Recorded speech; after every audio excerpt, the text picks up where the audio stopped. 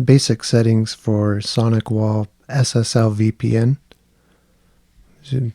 This is for the Sonicwall TZ270. So I've logged in. I'm go down to users and groups. Add a user. You can name it what you like.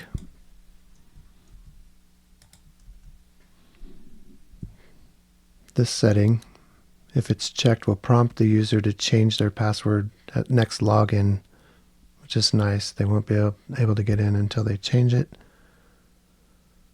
And some other self-explanatory settings here. We want SSL user to be part of the group SSL VPN services. And we're going to give them access to, in this example, LAN subnets. Save. So we're done with the users for now.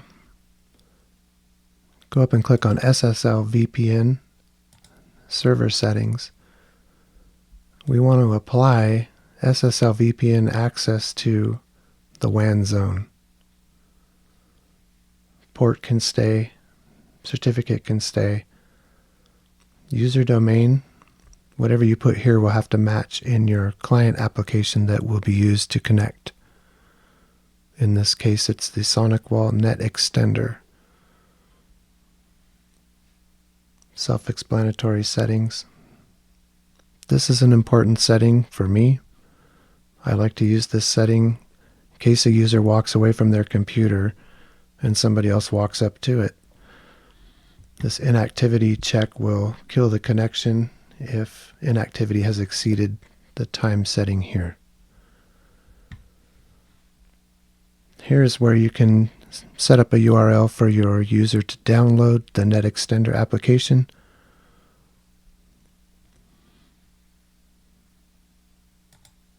Accept. Okay. Client settings.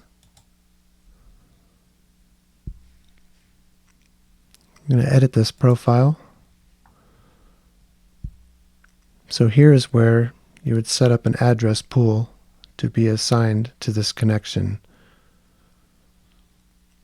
I've already set one up, so I'll just run through and I won't apply my changes here. I named it SSL DHCP, but what you would do is create a new network, name it, set up a range if that's what works for you.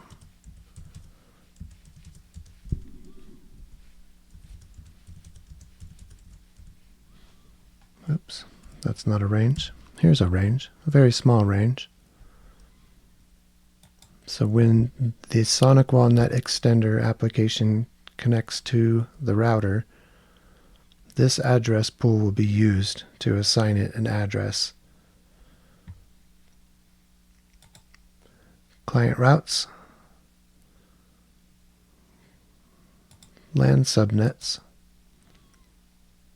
This is a good setting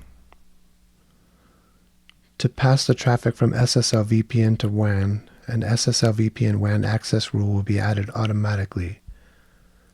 So when your user connects via SSL VPN, tunnel all mode will prevent them from using the internet on their computer. Everything they do, pull up a browser, check email, has to be done through the tunnel. That's a security feature. So if somebody has an active session, they can't minimize it on their computer, go jump into their personal email, download a virus, and run any risk there. Their internet is basically broken outside of the tunnel, outside of the VPN. Self-explanatory settings here. Enable the NetExtender program to auto-update upon launch. Have it exit after disconnect and so on. Uninstall the program after the connection has been broken. Create profile. I like this setting. I prohibit saving of usernames and passwords. So users have to enter that information every time they try to open the tunnel.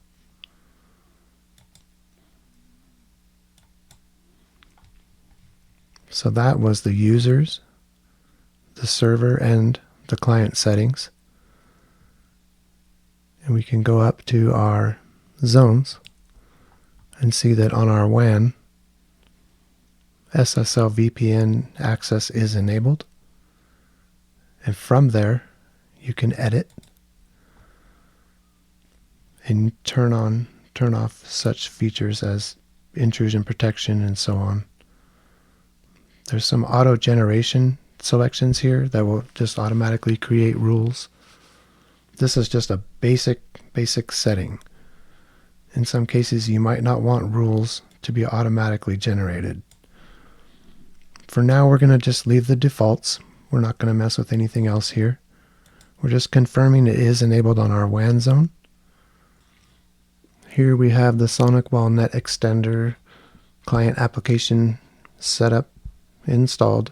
Always keep this up to date. Here's an imaginary public IP address followed by :port number that we set up in the router. This is the user and password we set up along with the domain. All of this has to match. Users should be able to connect. From there, the user can open, say, for example, remote desktop and connect to a remote computer via IP address or computer name, however you're set up, or access other shared resources. So that's it. Very basic setup. Always check your firewall settings. SSL VPN connection to Sonicwall TZ270.